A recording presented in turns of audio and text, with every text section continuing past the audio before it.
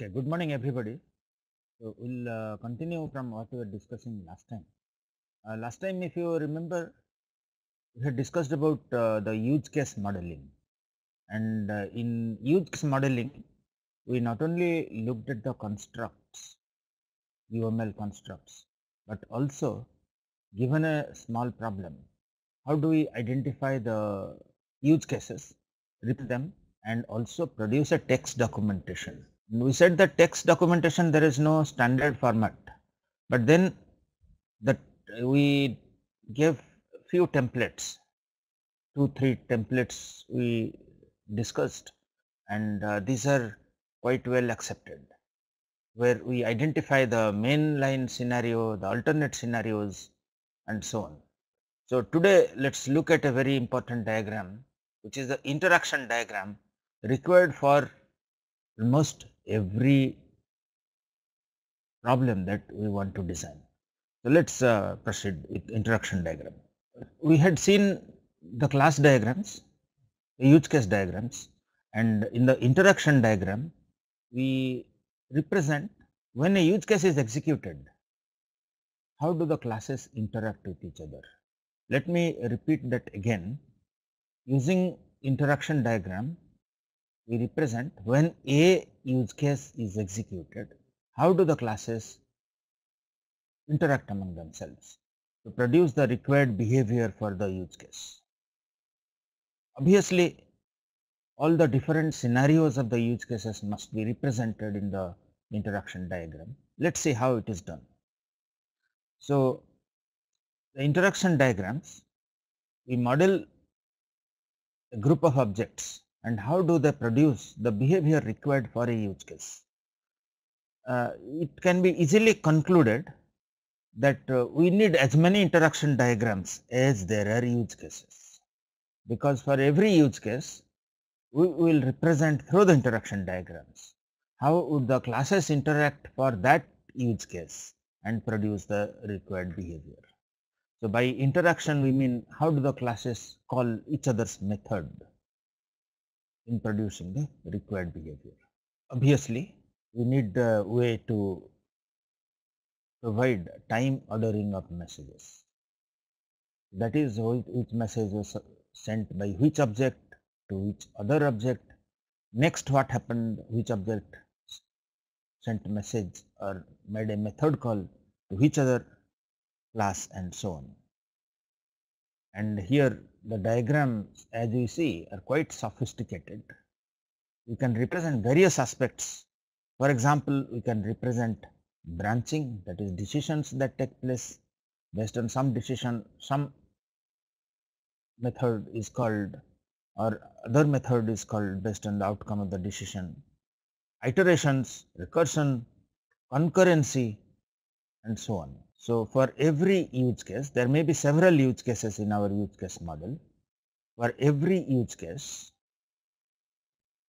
we develop a diagram, something like this. So for this diagram, the borrow book use case, what classes collaborate and what kind of methods they exchange among each other and in what order. So that's what we represent. Let's see the syntax, and the end of our discussion we should be able to given a problem description and a use case model, we should be able to develop the interaction model for that. The syntax is as follows. We draw the objects. Please note it, these are not classes. We show the objects at the top of the chart, the sequence diagram, and the objects are boxes, and then we show the existence of the object through a dashed line called as a lifeline, and then when an object gets a method call, its method is called, it becomes active, and we show this as a rectangle on its lifeline. The method calls or messages are shown as arrows, and we can also show the parameters of a method call and also control information based on which the method would get called or not. Before UML 2.0, the syntax was substantially different, because we might encounter UML, the diagrams before UML 2.0. Let's see the syntax, and we will also see the syntax of UML 2.0. So, in UML 1.x, we were able to represent iteration or repeated method call through a star placed on some condition, or if there are no condition, we just say that for all objects and so on. And an object can call its own method, and that we call as self delegation. So, a message can be sent to itself, we can represent that, loops and conditionals. And as I was saying, the UML2 is a new notation called as interaction frames. We will see what are the interaction frames and how to represent this. In UML 1.x, the conditions are represented through square brackets, and iteration we had already seen the star, and this means that a message is sent many times, or a method is called many times, possibly to multiple receiver objects. So, these are the elements of a interaction diagram. The sequence diagram, actually there are two types of interaction diagram, the sequence diagram and the collaboration diagram. So, we are first examining the sequence diagram, subsequently look at the collaboration diagram. So, the objects are placed at the top of the diagram. The objects are basically rectangle, and just see here, this is the name of the object book, and this is an instance of the book class. So, that is the syntax here. This is the same as a class notation. Book is the name of the class and book colon book. So, the first one represents the object ID and the second one represents the class. But sometimes we also represent just colon and the class name. What really it means is that it holds for any object. If we want to specify a specific object, mention it here. Otherwise, if we do not mention it, holds for any object of that class. The messages are sent to the object, or method calls are invoked on the object equivalently, and that is represented by a arrow. There can be self methods, and this is the condition notation, and the rectangle on the lifeline, the dotted one is the lifeline, and the rectangle on the dotted arrow, the lifeline, is the activation. The diagram is read from the top to the bottom on the y axis. First, the borrow book, the borrow method is called on the member with book as the parameter. If you can borrow book, the can borrow book method is called, and if it returns OK, the borrow member method is called on the book object. The can borrow is a self message, and then if the OK condition holds, then only this invocation occurs, otherwise this method invocation does not. And once the book object is invoked with the borrow member parameter, it invokes the set taken the member and the book copy. So, the book copy is updated. So, once the borrow book is invoked and the member, and can borrow possibly has not exceeded the number of books can borrow. If it has exceeded number of books can borrow 5 or something, then this method will not be invoked and the member cannot borrow any book. But if the member can borrow, then the borrow method of the book is called, and the book updates the member record on the book copy.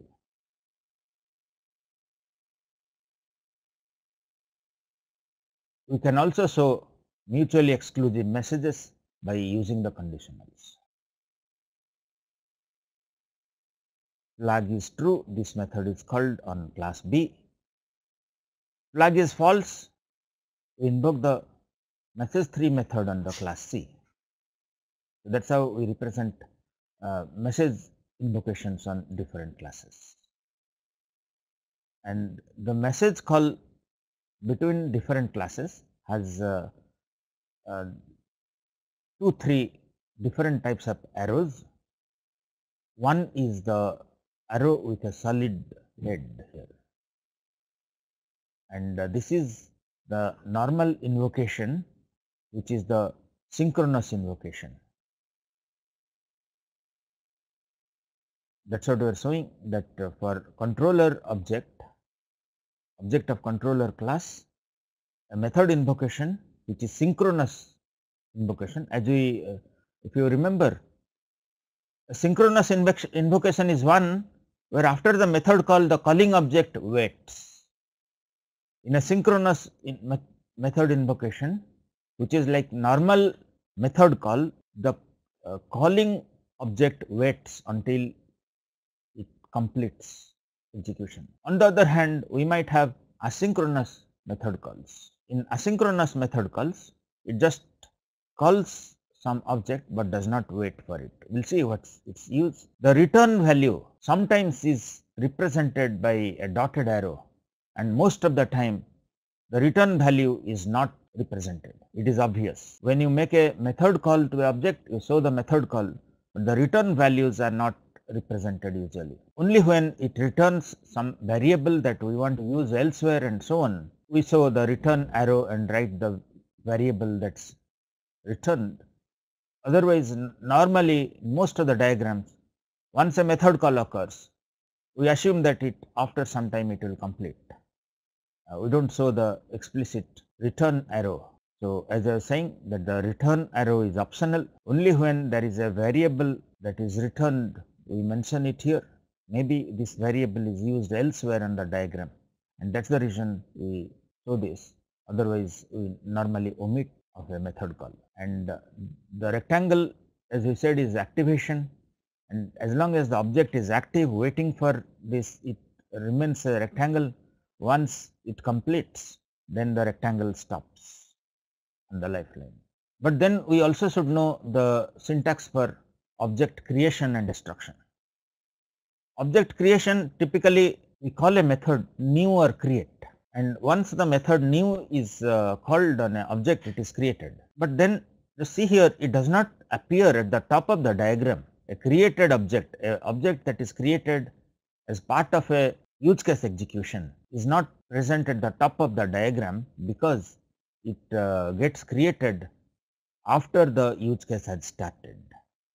The point at which it is created, we show it there, its lifeline starts from there, and sometimes we might like to delete an object, and that we represent as a cross on its lifeline. So, if we cross the lifeline, then we say that the object is destroyed, ceases to exist. But just asking out of curiosity, in Java, how do we destroy an object? We know how to create an object or a new call and so on. But how is object destroyed in Java? Actually, if you remember, Java doesn't explicitly delete objects. We don't have any method call like C++, destructor or something. We don't have any method call to delete object. So, the only way objects are deleted is if they fall out of scope, they are garbage compiled and automatically deleted by the runtime, the Java runtime.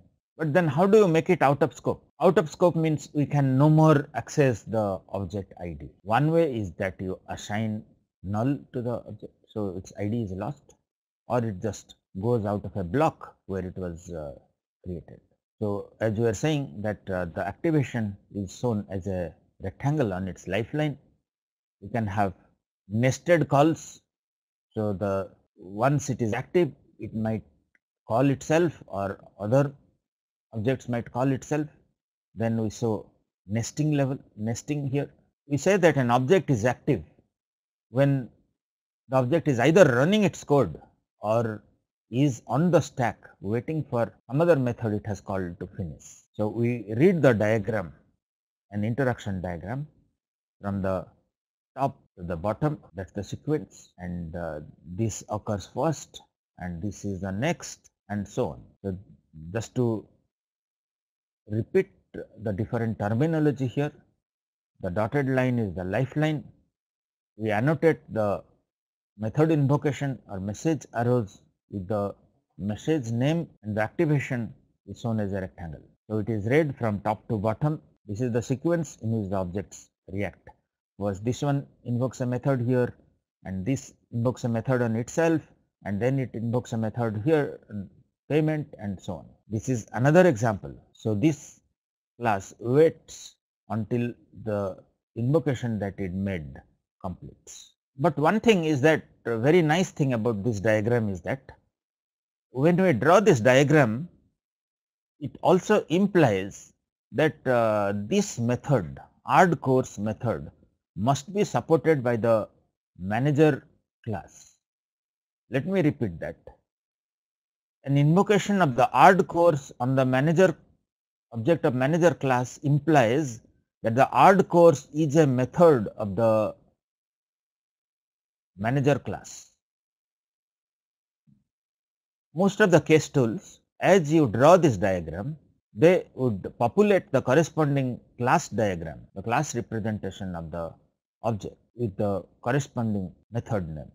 So, add course must be supported by the manager class, so that it can be called, and that implication is automatically handled by most case tools, where as soon as you draw this diagram, add course will get populated on the class, the add course method. So, this is another example sequence diagram. We will not spend time here. We will look at a few other syntax, and then we will see, given a problem description, how do we go about developing the sequence diagram. As you might have already guessed, this diagram is a very important part of any design. Once you have done the preliminary class design, you need to do the interaction modeling, and the interaction modeling will tell that what would be the methods for that class. The initial design is called as domain modeling, where we identify the classes, and we may not even identify completely all the set of classes and their relations. They come out when we draw this diagram if we have missed any class or any relation among classes. And not only that, this diagram also helps allocate methods to the classes.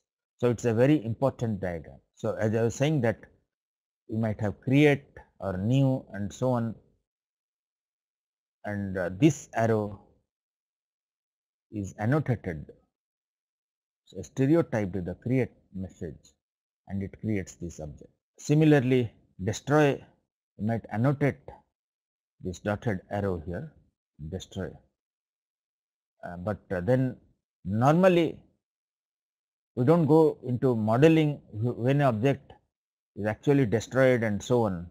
Here the idea is to just understand how they call each other's method and so on. Unless there is explicit destroy as part of the use case, we do not show when an object is destroyed, unless the memory management, etc., those are crucial things need to be understood for the use case execution. So, as we were saying that before UML 2.0, in UML 1.x, iteration was shown as a star on the corresponding method call. Let us try to do a small problem.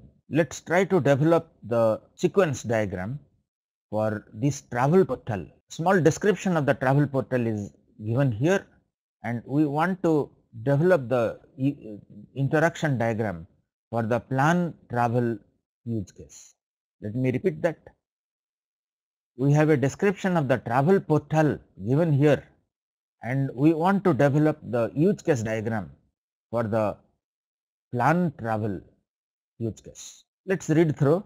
A user can use a travel portal to plan travel, and when the user presses the plan button on the travel portal, a travel agent applet appears in the window, and once the user enters the source and destination, the travel agent applet computes the route and displays the itinerary. The travel agent widget gets destroyed and disappears after the display of the itinerary. The use case is plan travel, and then first the user presses the plan button, and then an applet gets created, and this applet will have field to enter source and destination, and the user would enter the source and destination. At this, the travel agent applet will compute the route and display the itinerary. Once the user sees this, the travel widget gets destroyed and disappears. So, how do we draw this? Obviously, we have to identify what are the classes that are taking part in this use case execution and what are the methods they are exchanging and also in what order. So, the client is the one who is invoking the travel agent, and the travel agent applet gets created. Okay, the client is the application, actually client application. This is the on the browser, the client application. The user is here.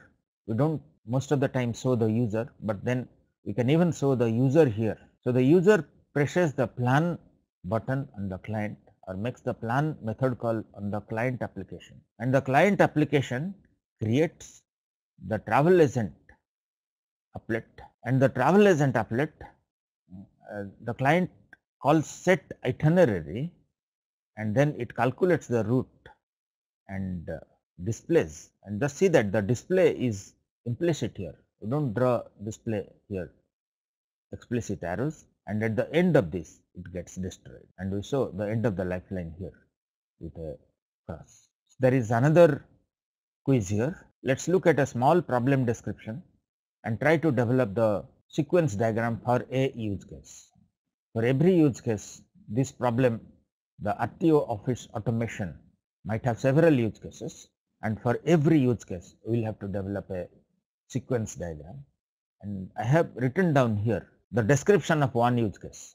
Let us read through the description. A clerk in the RTO office uses a traffic violation application to find the details of any traffic violation by entering the violation ID. So, as it says that the clerk would enter violation ID to get the details of the traffic violation. The clerk first presses the view button in the dialog box of the application. The request is conveyed to the controller object. The controller object asks for violation ID. Once the clerk enters the violation ID, the controller queries the database proxy, the DB proxy, using the ID. Based on the response received from the DB proxy, the controller creates a violation object and passes it to the dialog box for display by calling its display method. So, this is the solution to this quiz. The different classes are, if you read through the text, you will see that the different classes are the violation dialog, an instance of violation dialog, the violation controller, the violation database proxy, and then traffic violation. So, the proxy actually takes care of invoking the method on the database.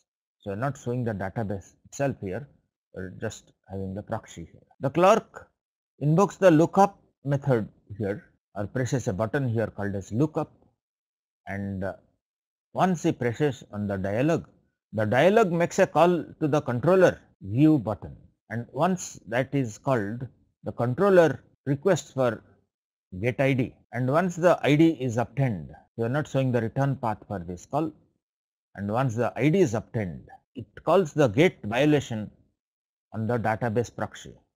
The database gets the ID, and then it creates a traffic violation object, and the details of that is displayed here. So, we are showing the return arrow here because V is the object that it returns, and it is displaying V.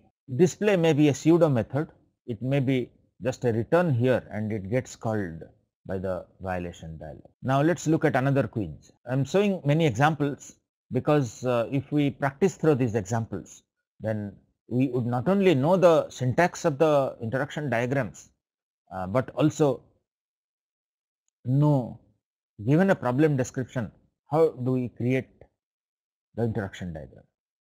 And normally in classroom, just display the problem and request the students to work this out, and then we invite them to draw it on the board and request the other students to suggest corrections, and finally we display the answer and compare with the answer that is obtained from the students. Now, let us read through here. A print server is an active object. An active object, as we discussed in the beginning of our lecture, we said that an active object is like a server.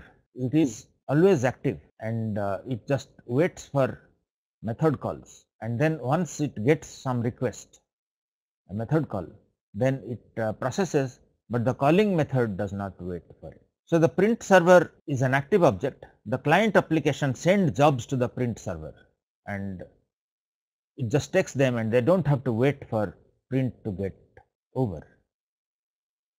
So that's the meaning of the active object. And as soon as a print server gets a request to print something, it enqueues the object on a queue object. It creates a queue object and enqueues it. The job server takes up job one by one from the queue. So it retrieves from the queue and then each time it prints one, and as soon as that completes, it takes up the next job. So it prints by sending them to the printer proxy. Now, how do we draw the interaction diagram for this, the sequence diagram? The print server is an active object, and we had seen in the beginning that an active class is just like an ordinary class excepting of the parallel borders. And this active class has its life, the rectangle appears all through because it is active all the time.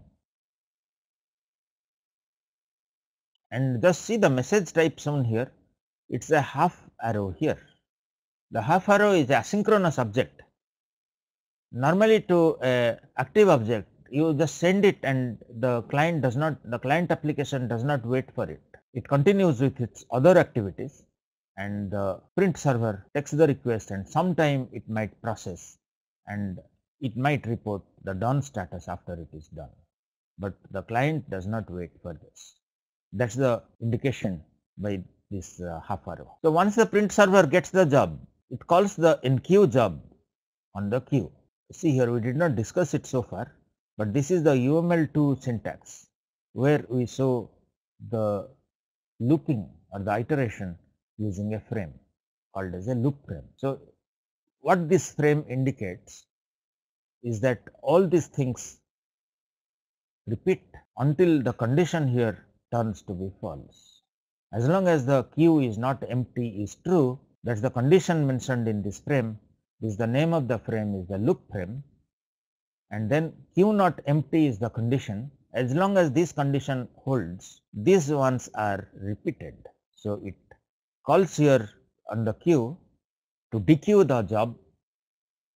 The job comes here and there is a job, prints it by calling the printer proxy, calling the print method of the printer proxy, and then it might return the status and then finally the job done.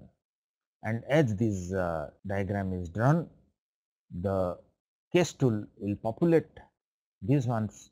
On the printer server we will have the method print, and on the queue we will have enqueue, dequeue, and on the printer proxy we will have the, in this solution we know not only how to draw a diagram representing the interacting objects from looking at the text description of the problem, but also we could see the UML 2.0 syntax. We will see the syntax in slightly more detail as we proceed the subsequent slides.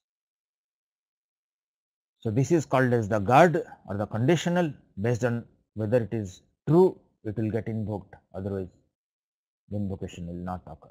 So this is the new thing in the UML 2.0 in interaction diagram called as a frame. A frame is a rectangle.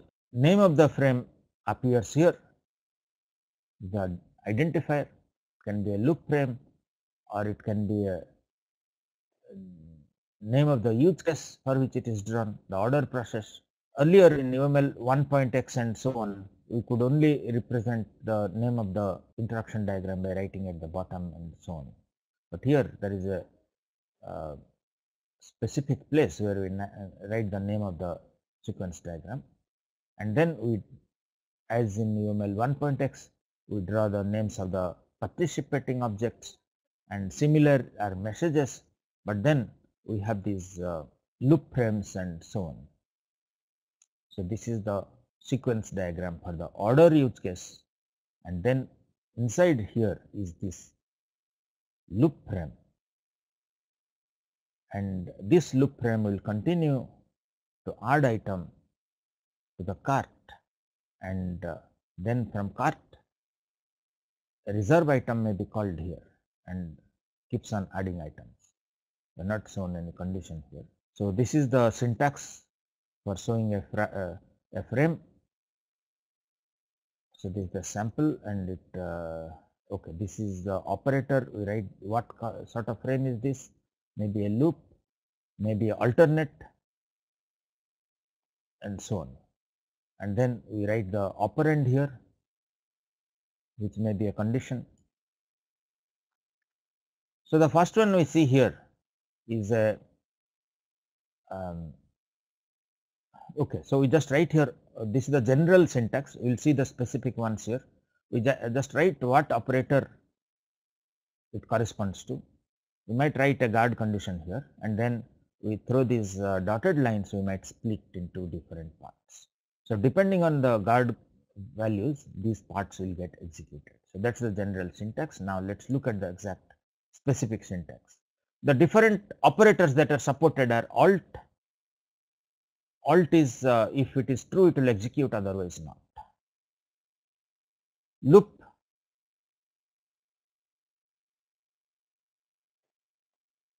okay, sorry, just a small correction.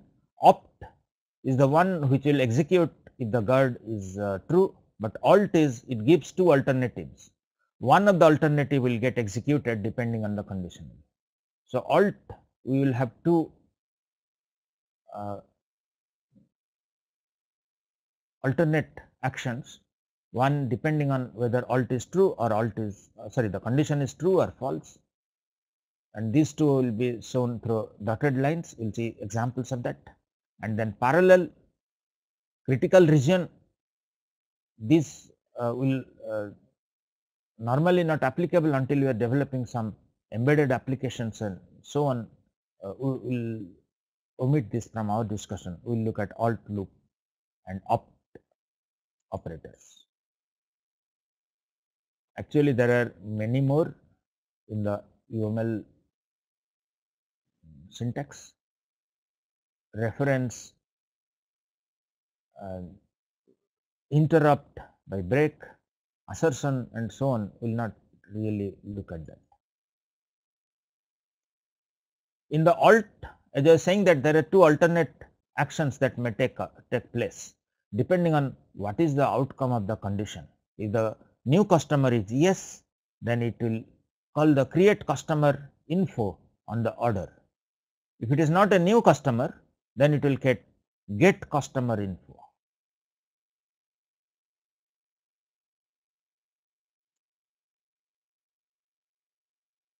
The loop will have the loop operator written here, and also the conditional.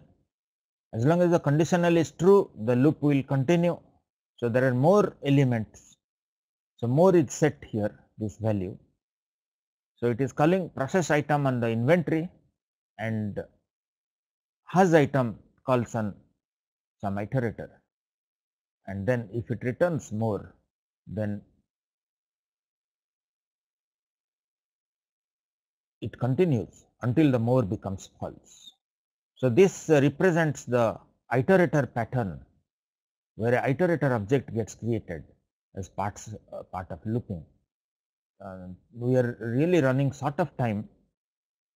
Maybe we will not be able to look at the different patterns, but the iterator pattern is one of the very important pattern which has got assimilated into programming languages such as Java. So we can even nest different frames. So this is the optional frame where this takes place, set of actions take place depending on what is the outcome of this condition. The loop may not even be executed if this is false. Now we said that the sequence diagram helps a case tool, or even to manually we can generate some code. If the diagram is like this, that the object of employee class calls a method of the employee DB class, then we said that employee DB class must have a method called as getEmployee, that same method name must be a method in this class, and it must take an emp id as its argument and returns an employee.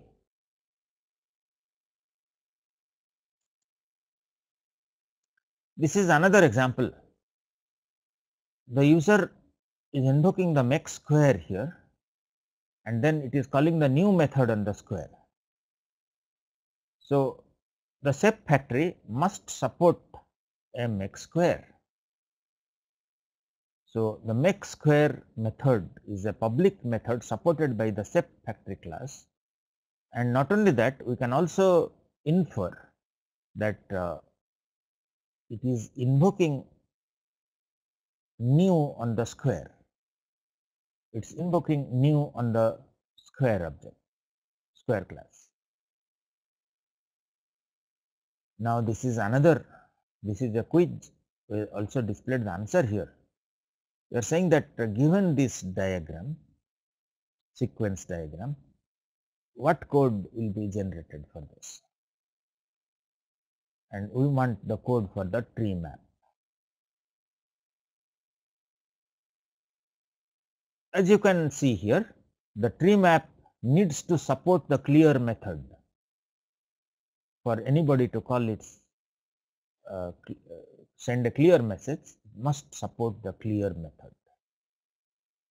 And as part of the clear method, it will destroy a tree node. So, this is the public class tree map, and it has a tree node ID here, and whenever a clear is called, it is just setting t equal to null, and the object here is getting out of scope and getting automatically destroyed by the garbage collector. This is another quiz. So, here we have this diagram given to us, and the controller on this, the purchase method is invoked. So, that means it must support the purchase method. Thus, once it is invoked, the purchase method on the controller, it invokes the new on the purchase. It creates a purchase object,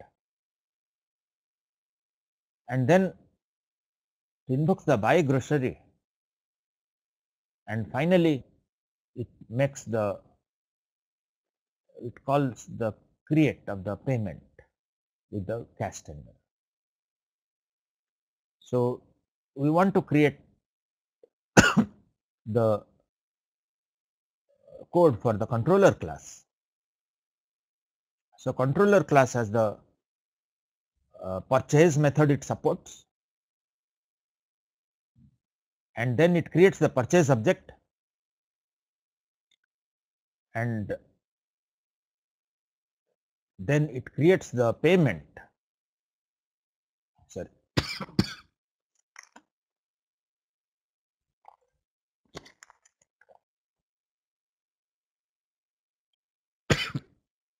So, it creates the payment object, and on the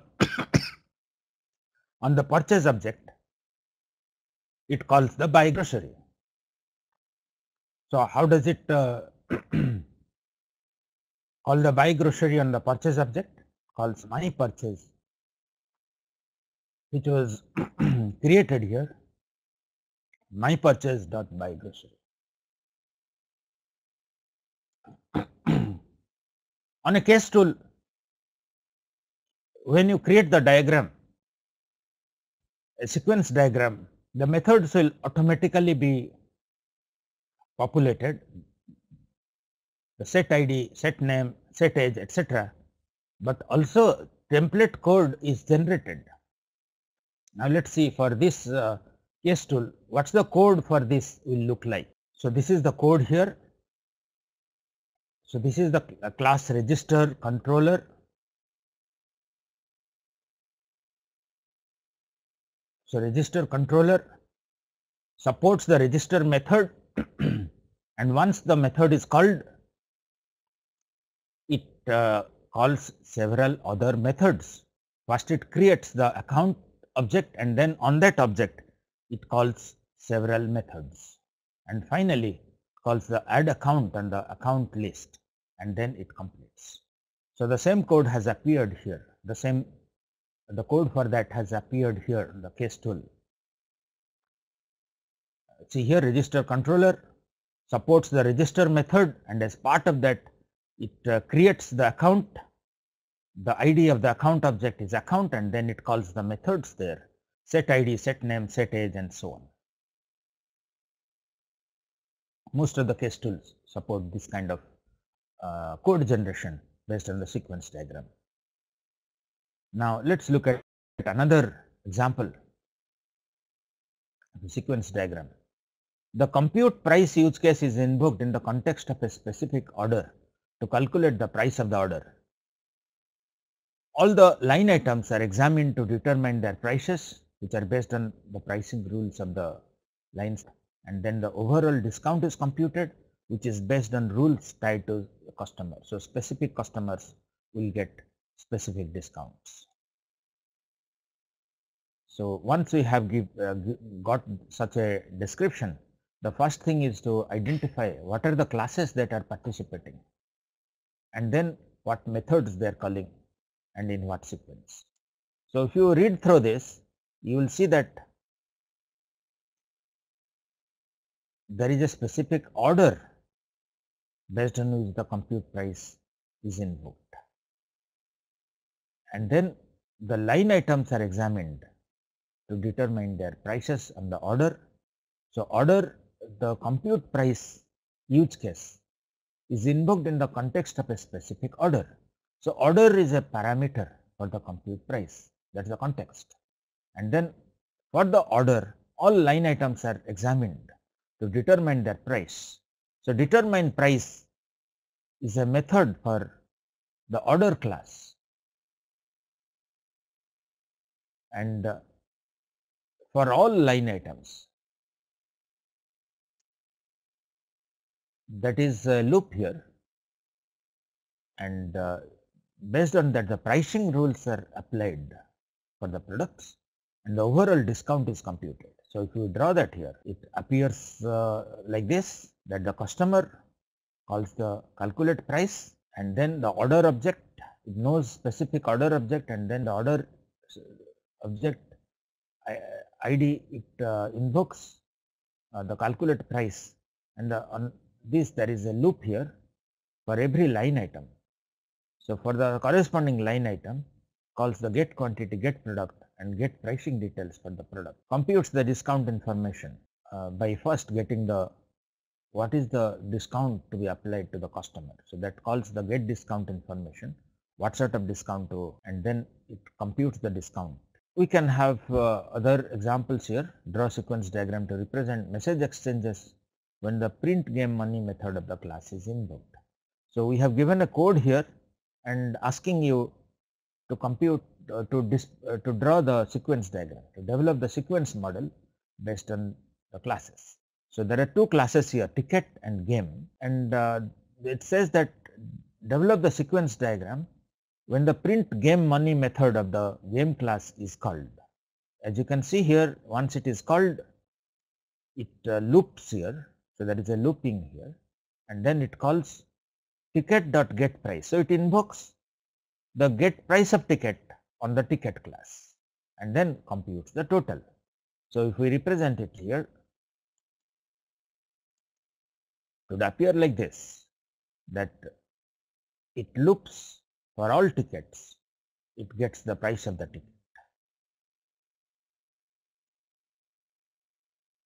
We have some exercises here written down. Please try them. If you have difficulty, you can discuss, or you can send me we have answers also displayed here, so that you can check your. There are further exercises. Please read through the exercise and develop the sequence diagram. So there is part of that exercise here. Now the collaboration diagram is also another interaction diagram. Normally we develop the sequence diagram as the interaction diagram, and based on the sequence diagram, the collaboration diagram can be automatically generated based on a button click on the case tool. it contains as much information as the sequence diagram. But then you will ask, why do we need the collaboration diagram? The answer to that is that some aspects of the software are obvious in the collaboration diagram and not so obvious in the sequence diagram. Given a sequence diagram, this collaboration diagram, it does not show the timeline, but then it numbers the message exchanges. So, first this occurs, this one calls here, second this one calls here, third this one calls here, and so on. So, one thing that is obvious on this diagram is that what is the relationship among classes, which class is related to which class, and it calls what methods. It is obvious by looking at this diagram, which is not so obvious. Like whether a class is related to another class, you have to really examine the diagram, sequence diagram, but here it is obvious. So, that is the utility of this diagram, and as I said, you do not develop it separately, it is done automatically from the sequence diagram by a button push. So, given this interaction diagram, this is the corresponding collaboration diagram. Given this sequence diagram, this is the collaboration diagram, and as you see that attach method is invoked on the stock quote publisher by the stock quote subscriber, and this is the first message. We saw that here by number 1, attach is called on the stock quote subscriber by the stock quote subscriber to the stock quote publisher.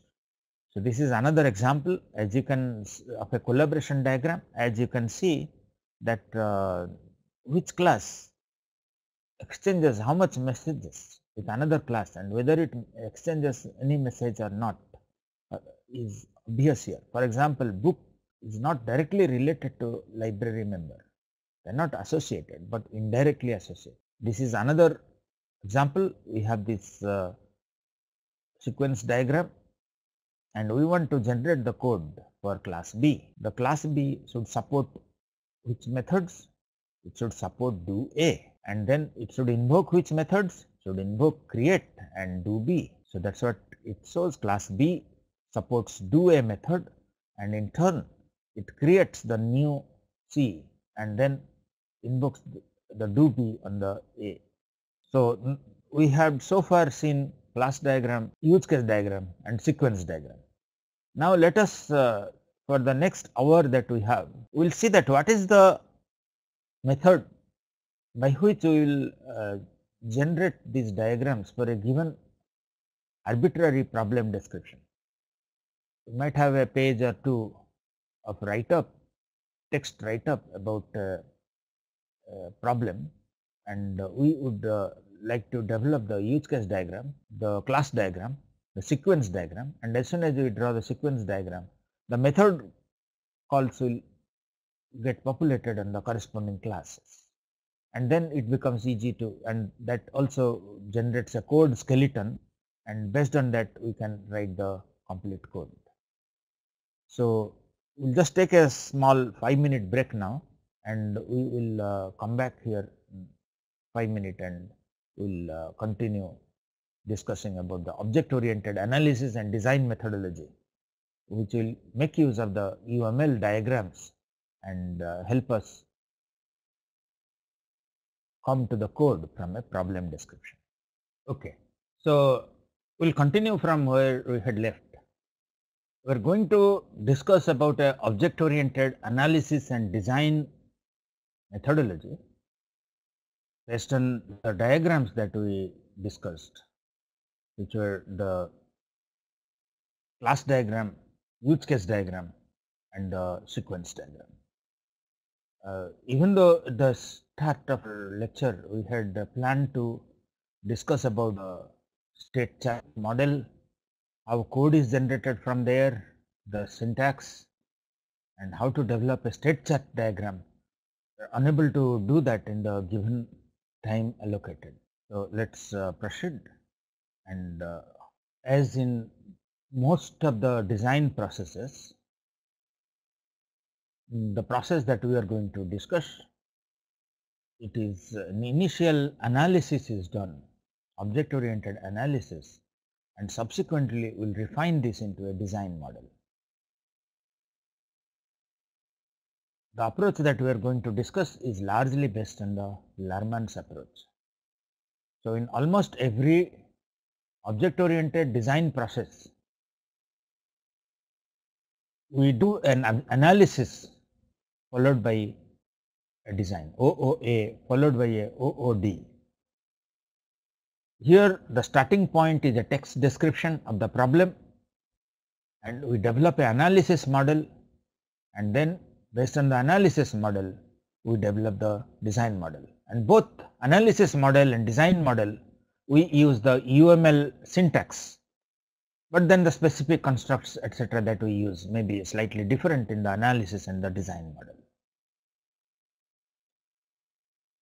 So, if we diagrammatically represent what we are just now said, initially we do an analysis model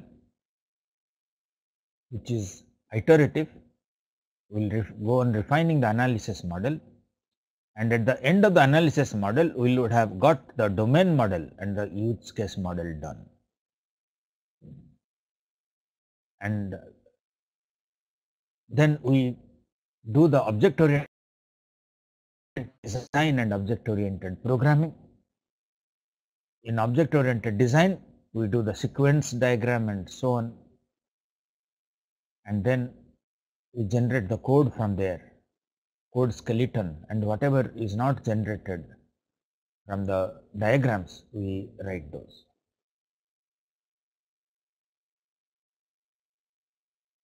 But then just asking you this question, that how is analysis different from the design? So, the question is that how is OOA any different from OOD? So, that is the quiz, that how does OOA differ from OOD? The answer is that in analysis we just look at the text description or the requirements and we just model that what is given.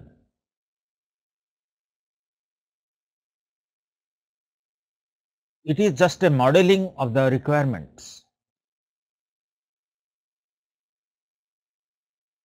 Of course, we might elaborate here in terms of which are the classes involved and so on. But then in a design we take the analysis model and we look at the implementation constraints and then we refine this model. So, analysis is done based on just looking at the problem space, whereas design we have the implementation in mind, whether we are using a database etc. So, we look at the implementation constraints and refine the analysis into a design. Now, let us see how do we go about. So, these are the different diagrams that we use as part of our design process. The initial part is the analysis and followed by the design, and all through we maintain a glossary where the specific terms that we incorporate into a design are explained here in the glossary. All through new terms are introduced, maybe method names, maybe attribute names, class names, state names and so on. All these are maintained in the glossary. So, to start with, take the SRS document or the text description, and also for large problems we need the user interface prototype. Last time we had said that for developing a use case model for a large problem, non-trivial problem, we need the GUI prototype, because the GUI prototype tells us that what will be the methods, sorry, what will be the use cases And how will the use cases be organized into packages? We had taken the example of a word processing software. We said that what are the menu items available, those are the packages, and each package contains the use cases that appear on the drop down once you select the package, view, create, etc. And then we take the GUI prototype and the SRS document. Based on this, we develop the use case diagram. And once we have done the use case diagram, based on the SRS document and the use case diagram, we will get the domain model. The domain model is the initial class structure based on examining the problem description.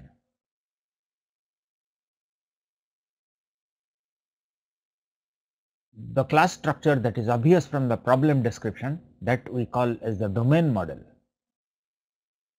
And then we look at the use case diagram and the domain model and get the interaction diagrams. Sequence diagram, as we said, can be developed first, and based on the sequence diagram, the class diagram is populated with the method names, and we might also change the interaction diagram based on new classes introduced here, or classes we might combine them together. If a class does not have enough method, we will combine them. Large classes having large number of methods, will split them, and based on that we will refine the interaction diagram. And finally, the code is skeleton is generated from here, and we might write the missing parts. So that's the typical way in object-oriented development takes place. That is also shown in the rational unified process. As you can see here, that the analysis and then the design occurs almost throughout, starting from inception, elaboration, construction, and transition. And at the same time, the implementation takes place and the deployment peaks towards the end. So these are the different diagrams that are involved in the design process, the object-oriented design process. These are the diagrams. Initially, we'll have the use case model, the activity diagram, and so on. And during the design process, okay, we'll have the state diagram, activity diagram, class diagram, object diagram, sequence diagram, collaboration diagram. And during the coding, we'll come up with the package diagram, component diagrams, and deployment diagrams. Just an indicative use of the diagrams in different stages of development. So the crux of our development process, design process, is that we will somehow come up with a use case model based on analysis of the requirements and the GUI prototype. And based on the use case model, we will come up with the domain model. And the back arrows here, so any refinements may occur on the use case model based on the domain model that we construct. And then based on the domain model, we will develop the interaction diagrams which capture the dynamic behavior of the object. And all through we have this glossary which defines the terms. Now we had seen, given a small text description, how to develop the use cases. To identify what are the high level requirements, represent them as ellipse, and decomposition of the use cases. We had seen that earlier. Let's not spend time on that. We'll spend time on this one, which is new, we did not so far discuss. How do we develop the domain model? So we have the text description available to us and also the use case diagram, and we are trying to develop the domain model. The domain model, as we said, we are trying to model the different objects or the classes that are obvious from the problem description. and the domain model gets refined into the class diagram as the implementation proceeds. So, we have the design and then coding. The domain model is the one which gets refined, and there are three types of, okay, there is some chat request, okay, okay, now. Okay. So, the domain modeling, we look at the problem description and we try to identify three main types of objects. We look for three main types of objects from the problem description. One is called as the boundary object, one is called as the entity object, and the last one is called as the controller object. So, we have a problem description given, and the objects possibly which that can be identified fall into three categories, and for each category we would have to identify what are the objects that we should get from the problem description. In almost every case tool, we have actually different stereotypes corresponding to these three classes, three categories of classes. If these three categories, this symbol stands for a boundary class, supported symbol supported in most case tools, boundary class representation, a controller class representation, and the entity class representation. If we do not have these symbols available in a case tool, we might use stereotypes. So, a normal class will stereotype with boundary to indicate that it is a boundary class, a control class, or an entity class. So, every problem that we solve will have classes of these three types. Now, let us see what are these three types and how do we get these classes.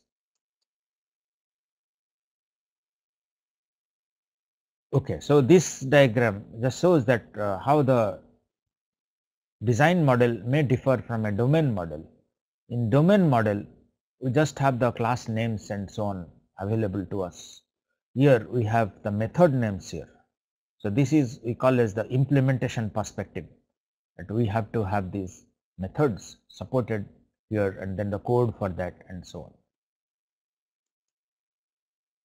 So, let us look at these three types of classes that are present in every solution for a problem. The first one is the easiest one. These are called as the boundary objects. The boundary objects are actually the user interface objects, typically GUI. It might have been appropriate to call these as interface objects or GUI objects, but then since interface is a term in Java, UML and so on, it was avoided, and boundary object is the name that is given to this. So, this basically represent screens, menus, forms, dialogues and so on. And all these boundary objects, they are concerned with the input and output, collecting input from the user, maybe validating if a character input is to be obtained and the user has given a integer input, maybe it will request the user to give a character input, and similarly it may display. So, the boundary objects do not do any processing activity other than just validating the input and formatting the output. They are responsible for collecting user's response and giving response to the user. The entity objects, these are the objects which store information for a long period of time. For example, in the library case, the different books, the book register, the member register and so on are all entity objects. Once created, they last for quite some time until they are explicitly destroyed. And the main responsibility of these objects is to store items. So, they store data, we can query data from these, and maybe some simple functions like sorting data, searching data, and so on. And the entity objects are the one which appear as nouns in the problem description. We will see how to identify the entity objects. The third last category of objects is the controller objects. These are the ones which actually get the work done for a use case by coordinating the boundary and the entity objects. When a user invokes a use case, that is reported to the control object, and the controller object, it knows what to be done. The controller object knows what needs to be done, which classes need to be invoked, in what sequence, etc. Or in other words, they know the business logic, that if the book renew method is called, the current controller object will know that first whether the book has not been reserved by somebody will be checked, whether the membership is valid will be checked for the period for which the book is being issued, and then the book object has to be updated with the new date. The members record will also have to be updated. So, these are the different method calls that the controller objects will have to do, and finally call the boundary to display. So, it knows the business logic that given a use case, what all action needs to be take place, and it will get those actions done by coordinating or requesting the entity and the boundary objects.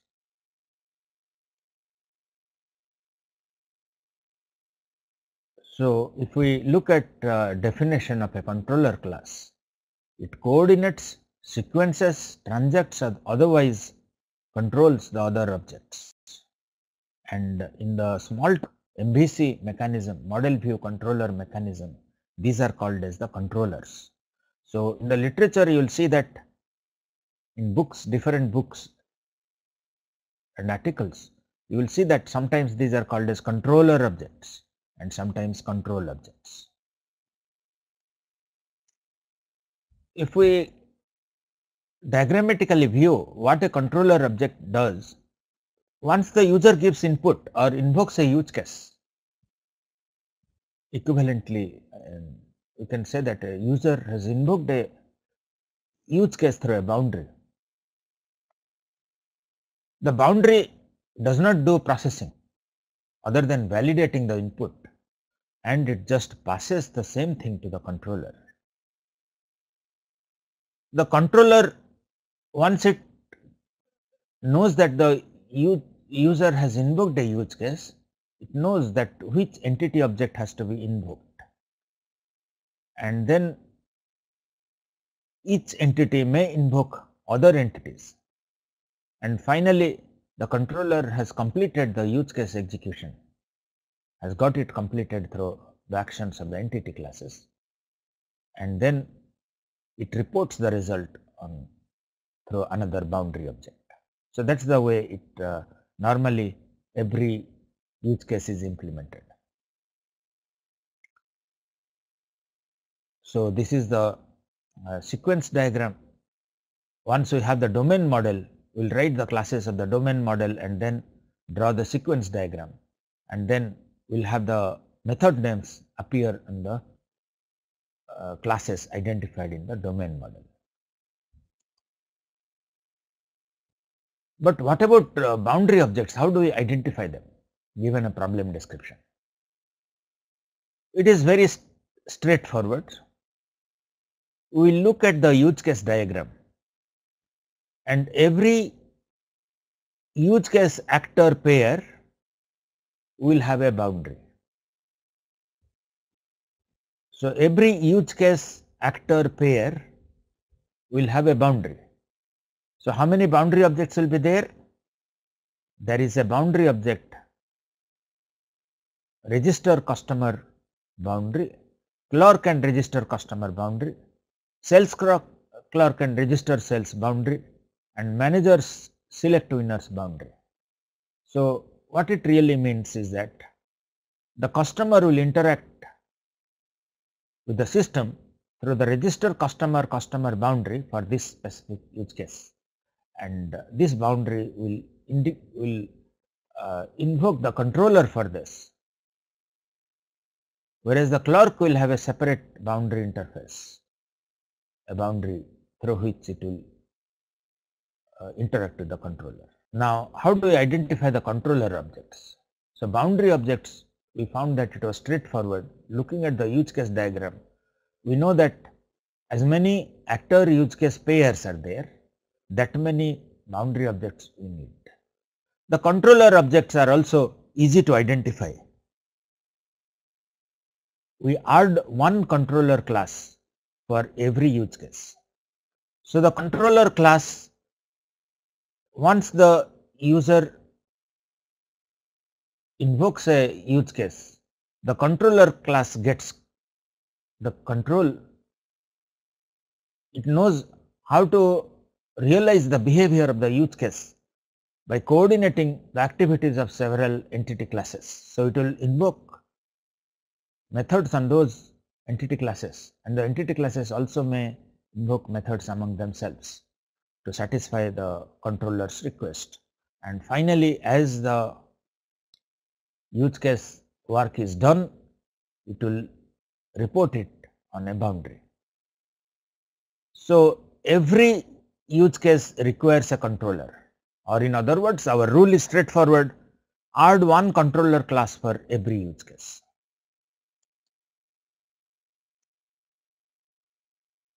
We saw that boundary objects and controller objects are really mechanically and very simply identified. But what about entity objects? Entity objects are not that straightforward. These are actually have to be identified from the text description. We read through the description, the requirements document, and we find out all nouns. So, this is called noun analysis for entity object identification. We identify all nouns, and then the nouns that describe the user are excluded. Passive verbs are also excluded, and also those nouns which are neither users nor passive verbs, but we cannot associate any data with them, we also exclude them. They are just attributes. If there is a noun with which we cannot associate data or methods, we cannot associate methods, we don't make them classes. Similarly, those with which we cannot associate methods, we don't make them classes. And also, once we identify the nouns based on this, we might need to make some of the nouns which represent the users, user names and so on, we make them classes. These are called as surrogate classes because we need to store some details about these users. For example, library member, even though library member is a user, we need to have also a class inside the software called as library member, because we need to retain the data of the library members, how many books they have taken and so on. When is the membership expiry and so on. For that, we, for some of the objects, users, some of the nouns representing users, we make them as classes.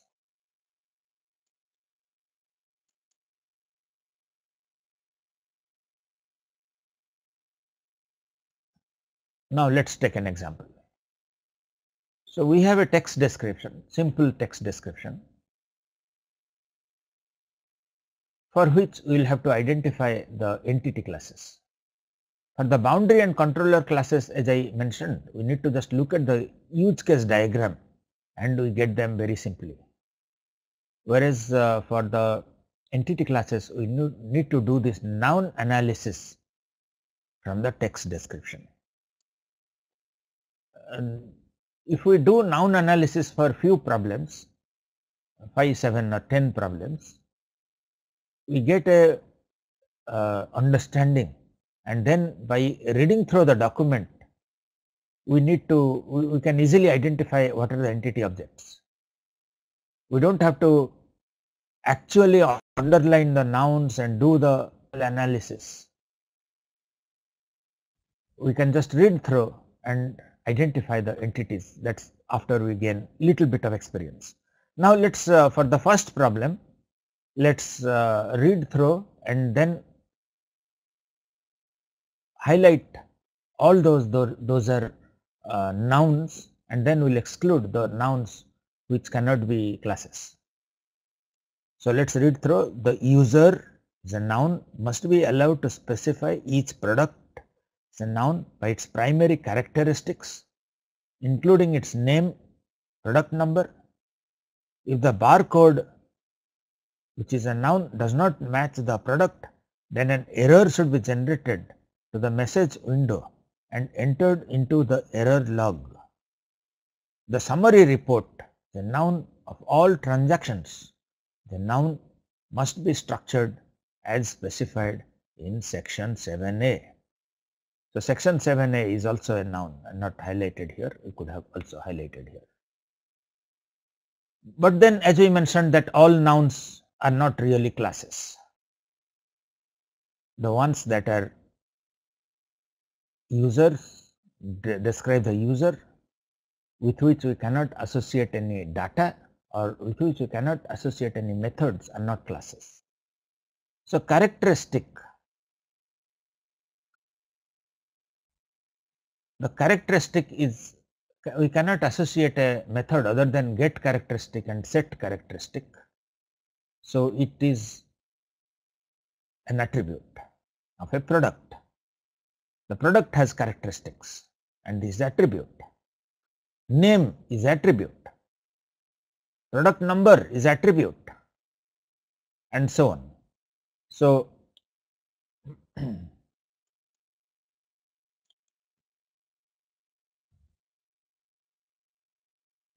we have crossed the user. It cannot be a class, represents a user.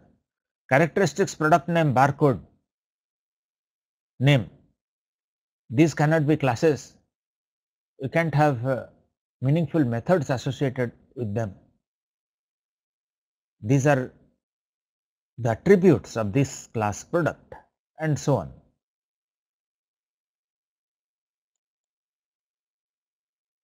So let's have a small exercise here.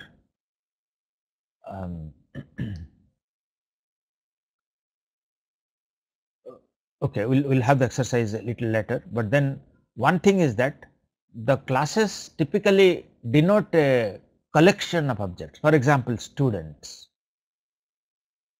coins, and so on. But then when we name the class, please observe that these are the class names are singular. We don't have a students class or coins class, etc. So the class names are always singular, even though we might have multiple objects created from that class. There is another hint here how to identify the entity objects from the problem description. One is that if we draw a data flow diagram, then these entities typically appear as data stores, and almost every entity class appear as aggregate objects, whether you say books. So there must be a book register which is aggregating the books. Members, these are also aggregate classes. Reserved books, etc. So almost every entity class occurs as aggregate class. The controller boundary, etc., these are single classes, but here typically we represent them using the aggregate relationship between classes. As an example, sales history consists of many sales records. So, typically the entity classes appear like this. They are aggregate classes, and typically the entity classes are stored in a database.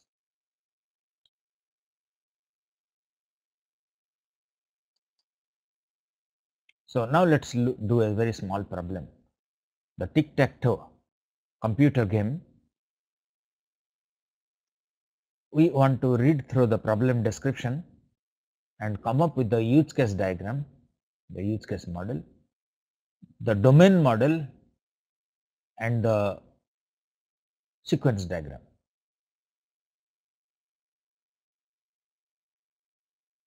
And in the domain model, we want to discuss only about entity classes, because the others are quite straightforward.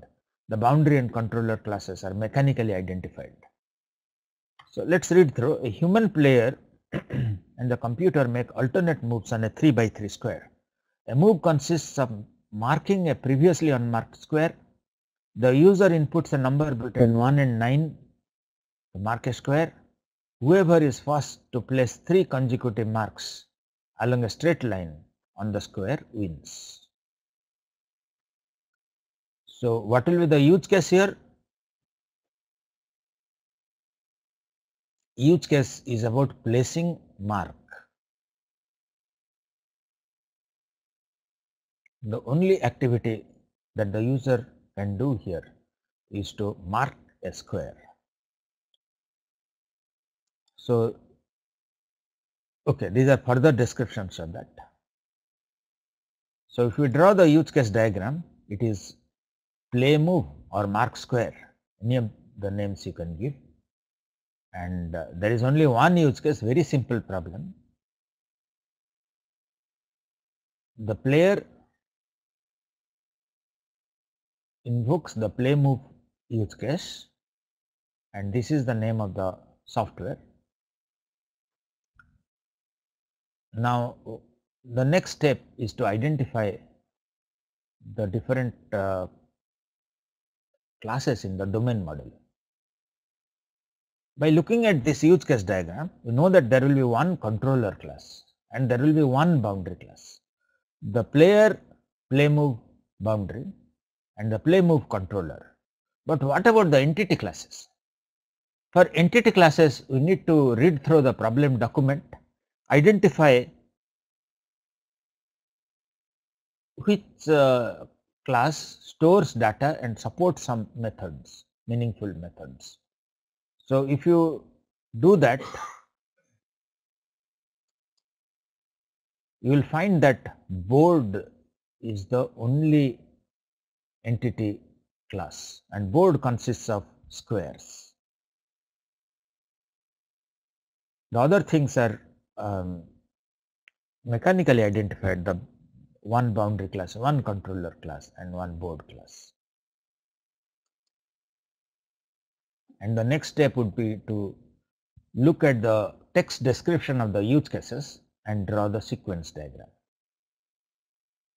The sequence diagram, we identify what are the classes from the domain model participating and then what methods they call on each other.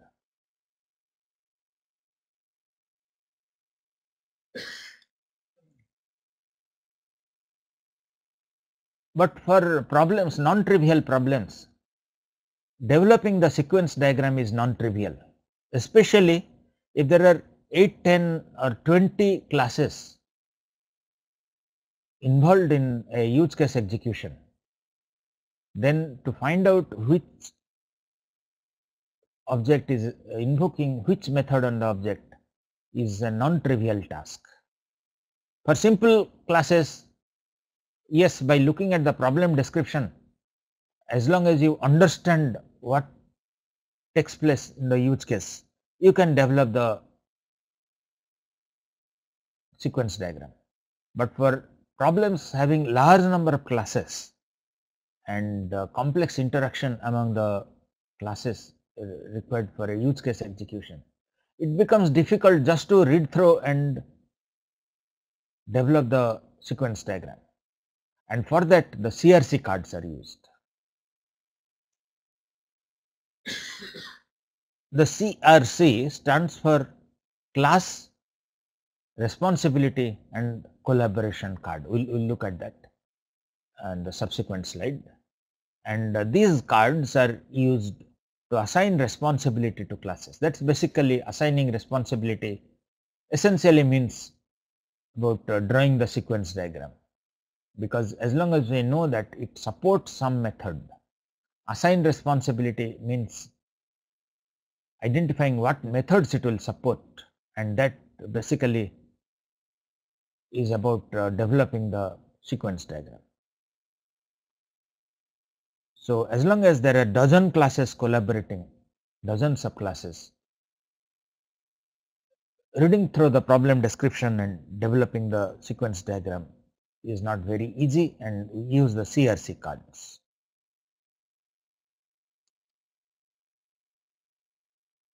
Initially developed by Ward Cunningham and Kent Beck.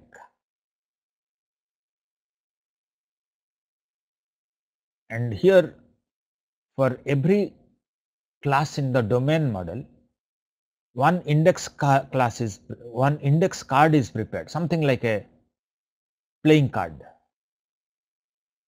So on this card, a small card, maybe 3 by 4 inches or something, small cards, and on these cards we write the class name, the class responsibility and collaborating objects. And now let's see how these cards are used. We have created one card for each class in the domain model, and these cards are used by a team to identify the methods for each class, and this systematize the development of the interaction diagram for complex use cases.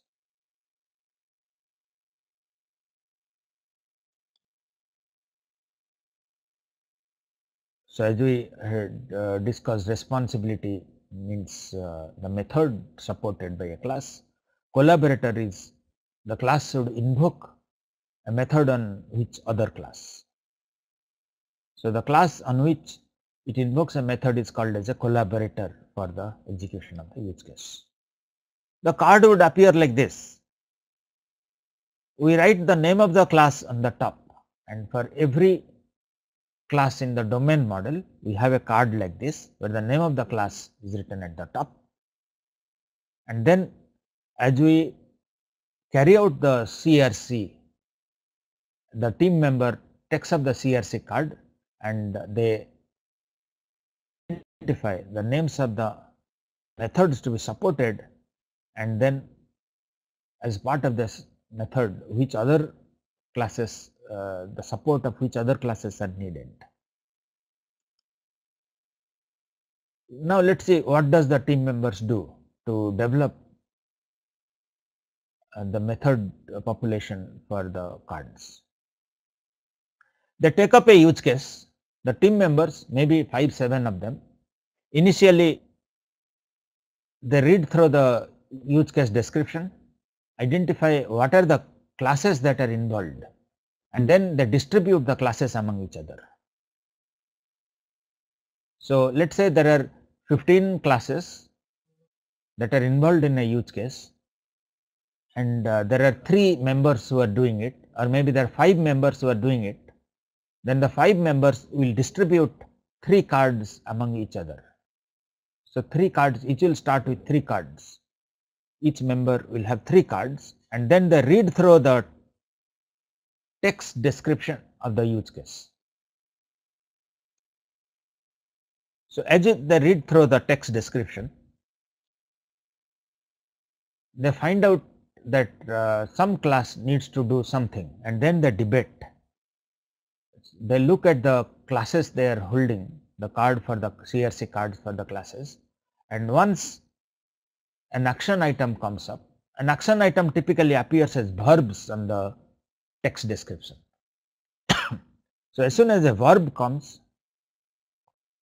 they find out which class should be responsible for doing that action. So each member in the team looks at the cards he is holding, and he may find that his class should do that, and then he writes down, discusses with others, and writes down on the his CRC card.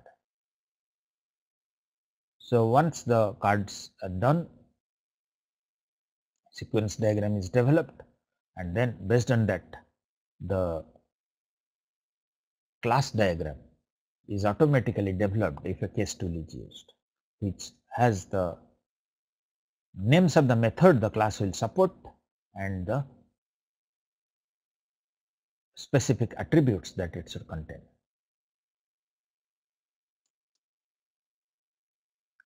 So there are some examples here.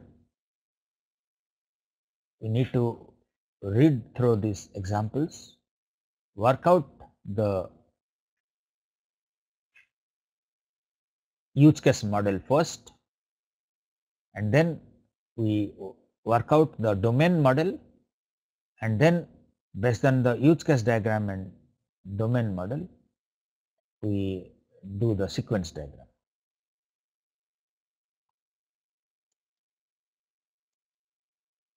So not really read through, please read through, the slides are given, please read through and then draw the sequence, the use case diagram first, and then the domain model. The domain model, the boundary and the controller classes are straightforward from the use case diagram, and then the task is to identify the entity classes. And entity classes, the hint is that they typically store data for long time, and then they appear as aggregate objects and are nouns in the problem description. Somewhere they would be appearing as nouns. So this is the problem description, will not go through it. It's left for you to read time, and you have to develop the use case model, domain model and sequence diagram. And we have the solution shown here. Use case model, you should get this, that using the software, the customer should be able to register, or even the clerk should be able to register a customer. The sales clerk will register the sales, and the manager will select the winners. And based on the requirement document, you can try to identify the entity classes, and typically they occur as aggregate classes, and from the you can identify the sales history aggregates sales records, and the customer register aggregates the customer record.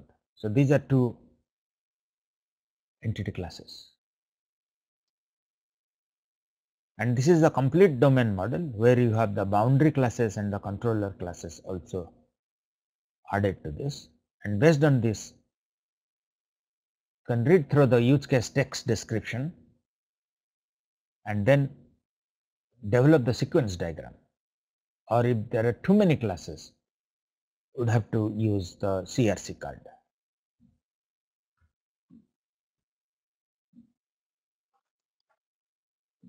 So based on this, you should be able to come up with such a sequence diagram.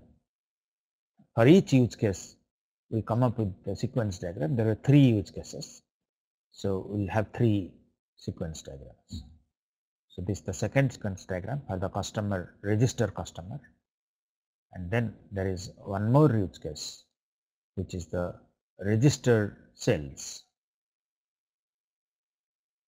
So please try this and compare your answer with the one that is displayed, and sometimes you will find that a class has very little to do, very little methods, and that's the time when you decide to add that method to another class and get rid of the class. For example, this controller has very little to do. It just gets the invocation from here, and then based on this just calls here. So it is the responsibility of the register cells is very simple. It just passes on the request from here to here and then from here to here. By itself, it does not do anything else, and therefore we could also remove this and have this directly invoke the history cells history. So whenever there are trivial responsibility for some classes, we might remove that class, and also if there are too much of responsibility of some class, we might split that class into two classes. So those are the refinements. That is the refined sequence diagram for the register cells, and then we would have the class diagram where the methods are populated. You can look at the sequence diagram and ourselves populate the method. If you are using a case tool, it will automatically be done. There are few other problems are given here. Please take that as an exercise and work out. Develop the use case, class diagram and sequence diagram. One more problem here, one more here. So please try to work out the solution for this. Okay, one more, 4 of them are there, 5 of them are there. Look at the slides, try to work out. If you are successfully able to work out, you have understood and mastered the design process. Okay, one more. So 6th one, 7th one, 8th one, 9th one. So there are 9 problems that are displayed here because it requires a lot of practice. As you practice through, next time a problem is given, you will just look through the problem for a few minutes and come up with the solution. And with that intention, given 8-9 problems for you to work out. Now let's look at how do you test object oriented programs. Is it the same way as you test procedural programs? Let's see, not really actually. As you see that testing object oriented program is a different ball game compared to testing procedural programs. Now let's see the issues that are involved in testing object oriented programs. The object orientation, as you remember, was introduced to save on effort, come up with good design. And in the initial years when the object orientation was proposed, it was believed that object orientation will substantially reduce testing effort because this is such a good design compared to a procedural one. Encapsulation, polymorphism,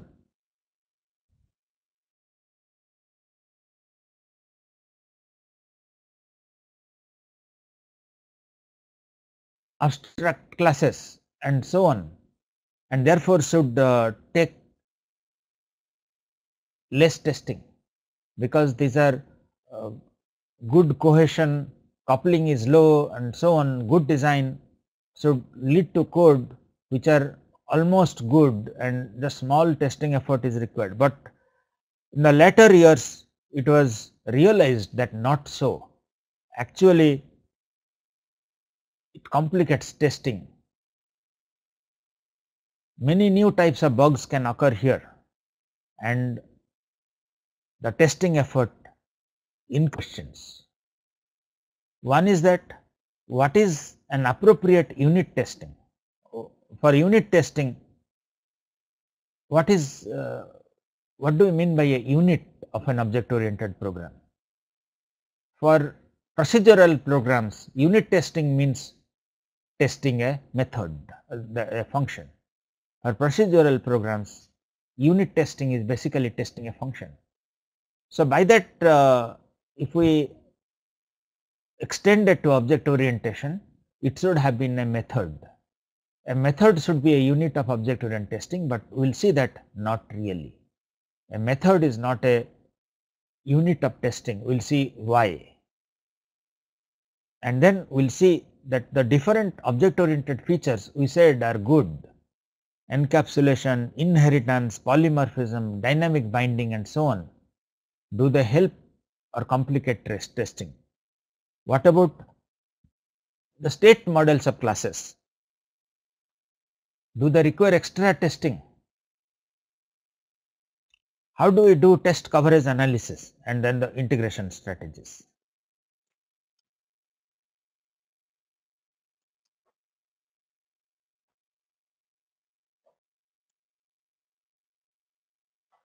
A suitable unit of testing for a function is for procedural programs. By same analogy, we should have methods as the basic unit of testing for procedural programs, but then not really, and that is indicated by the Wave-Kerr's anti-composition axiom.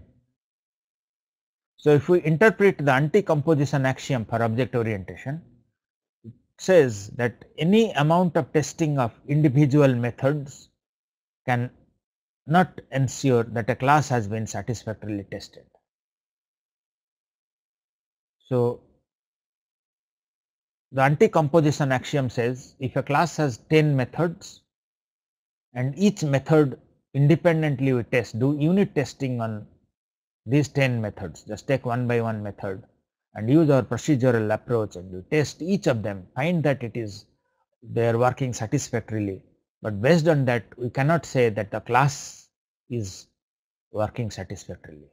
Let us see the reason. There are two reasons actually. One is that individually the classes may be working, the methods may be working fine. We have unit test, we have tested each of the methods, but what about the method interactions? Because they are sharing the class attributes, a method independently we saw that it is working fine, but it might be setting some values which are used by another method and it may fail the method. So, individually the methods may be working fine, but their interactions may have problem. The second thing is that each object typically has a state model, each class has a state model associated with it. So, we need to test the methods at each state and the state transitions and so on. So, just testing the methods at any one state of the class is not good enough. So, there are two reasons. One is we need to check the interaction of the methods, then only we can say the class is working fine. We need to also look at the state diagram of the classes, and therefore testing methods in isolation does not achieve much. We need to test at the class level. So, the class is the suitable unit for testing. The unit testing in object orientation is done at the class level.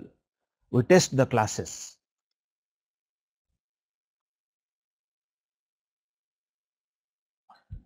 Okay, so as we said that this is based on the Wave-Kerr's anti-composition axiom. So, one thing that we concluded is that our unit testing will be done at the class level, not at the method level. And then what about encapsulation? We said encapsulation is grouping the data and methods together, and also in object orientation we have encapsulation implemented through information hiding. Does that help in testing? Okay, it does not create problems for testing, does not create additional bugs, but then because of this information hiding, it is difficult to look at the internal values of a class, because that is the basic reason for this information hiding, that we can only get the values by method invocation. So, we need to break the encapsulation, and typically we have state reporting methods for classes, and that's not a very big problem actually. So for testing we need state reporting methods by which you can examine the values of variables for classes. What about inheritance? Does it simplify testing? If we have tested a base class thoroughly, can we incrementally test the derived classes? So we know that the attributes and methods in the base class are working fine. Let us say we have tested this class at the unit level. Now we added one more method here. So can we test only that method? No. Retesting of all the inherited methods is required. Now let us see why retesting of the inherited methods is required.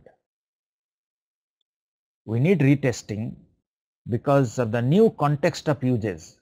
So the new method that we added, the derived class, may actually cause the existing methods. It might set some values based on which the inherited methods may fail. Can we come up with some examples to show that we just added a method to a base class in the derived class, and the base class methods that were inherited, though they were working fine in the base class, they stopped working correctly in the derived class. So that's a quiz here. Give an example of for which a method works correctly in the base class but ceases to work correctly in the derived class. That's the solution for the quiz. So we have this class A where x is taken care by m so that it never exceeds 200.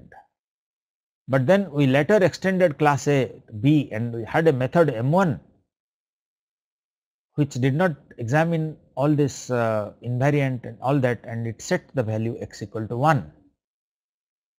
And then next time m will be invoked, that will fail.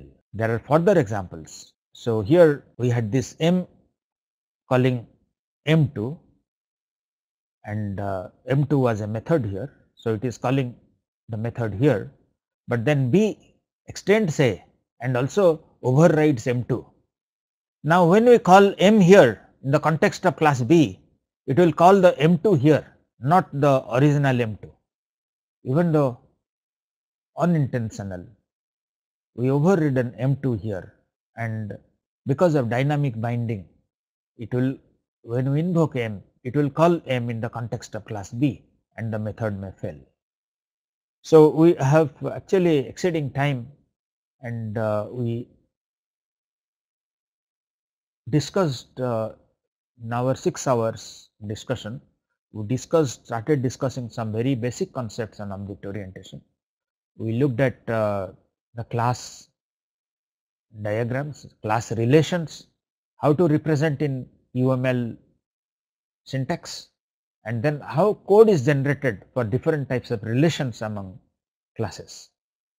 And then we looked at some very basic ideas about UML 2.0 and discussed about the use case modeling for problems. And then today we looked at the sequence modeling, the interaction modeling, and then we tried to develop interaction models for problem, and then try to generate the code from a sequence diagram. And then we looked at a design process and how to the domain model and the sequence diagram which populates the methods, looked at that. And then finally we're looking at the object oriented testing. Unfortunately time is running out. We'll have the slides uploaded. Please read through that, and any difficulty please send me a mail. We'll be happy.